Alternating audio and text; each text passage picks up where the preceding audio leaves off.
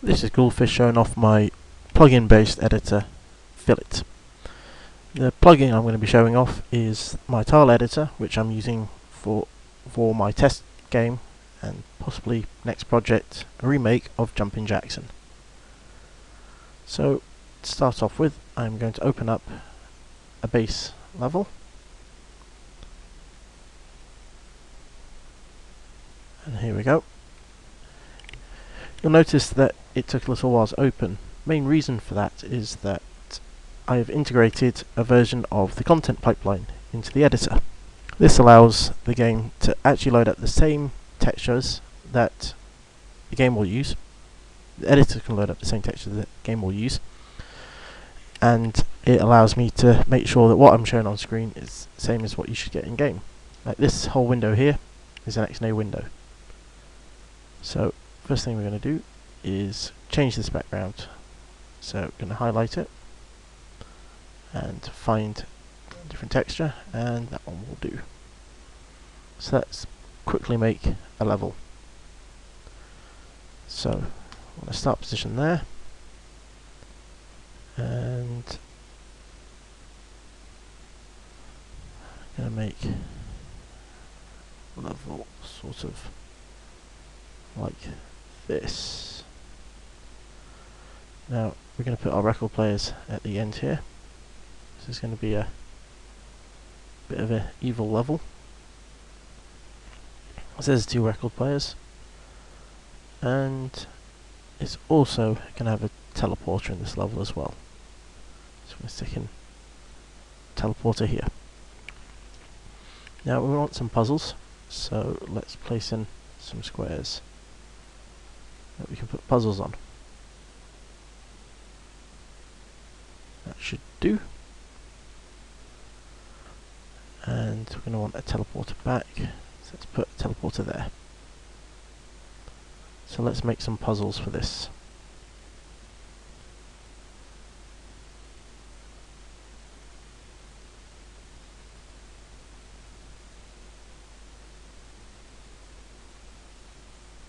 And put some end pieces for these puzzles. And for the sake of it, we'll stick another exit tile here. Now that is pretty much a level. It needs a bit of logic, but surprisingly a small amount. Most of the logic is actually already embedded into the metadata for all these tiles. So we do need to add some logic, so we'll go to the logic layer, which has a different tile set, as you can see here. And that is the main difference. This tile set has its own set of metadata which differentiates it from the other set. So we're going to set some puzzles. So puzzle set 1, and go to puzzle set 2. That's all the puzzles set up. Want to know where we're going to start this level, so put the starter there. And you want to know where the teleporters are going to take us. So teleporter 1 will go there, and teleporter 2 will go there. And that is actually all the logic the game needs, all created. Doesn't look as 3D as it could do, being 2D, but we do have a nice shadow layer, which is using the same tile set, but it's actually just offset. Ooh. Thank God for eraser. What I could have also done there is use the built-in undo tool. I could have put the bit there. Oh no! Undo. And that's what we wanted it to be. So, with the level all laid out, I want to set up some metadata for this level, which will be telling it what music to use. So move that so you can see it.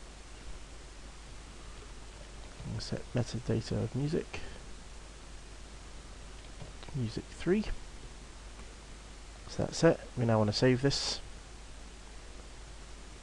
And I'm going to give it a name of level 9. Save that as well. So that's just created our level. But we can't use this straight in the game. It's not going to be compiled, because the raw data that the editor outputs is XML. What the game reads in is our XNB. So we need to add it to the content project. Normally this would require open up the actual solution file itself, but because this tool is integrated with the content project, I can go to add to content. This box comes up, shows the level. It'll only show what's not already in the content project. I can hit add. It's now been added straight to the content project. And we can actually load up any files that the editor can work with straight from the content project as well. Click on that button, and here we go. This is all levels and works that's in there. So I can actually open up this text file.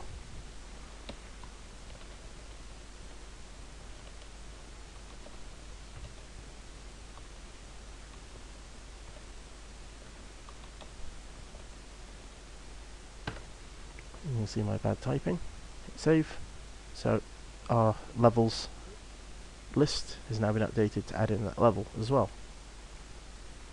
But playing through all those levels to get to that one, a bit tedious and not the quickest way to get there, so we can actually set up external tools.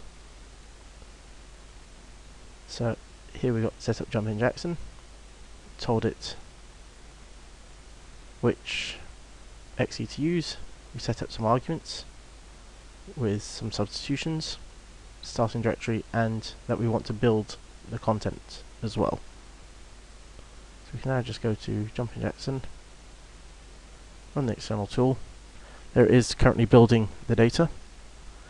Tell me paths, click OK, and here's level starting. If we're lucky, there we go, level started up. Let's go and complete it.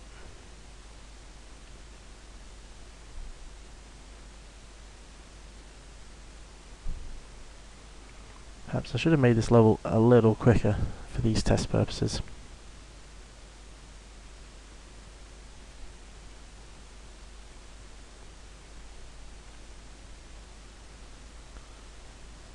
One thing you probably won't be able to hear over the microphone when I eventually put the record in is the music, which is actually being done through a mod player, Sharp mod, which is a lovely little bit of code that's been provided on Codeplex.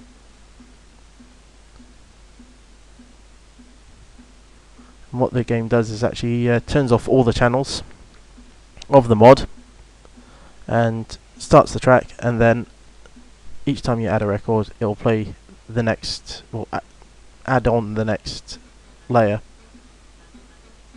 of the next channel of that mod. There we go, level complete. So there we go, that is the basics of Filet.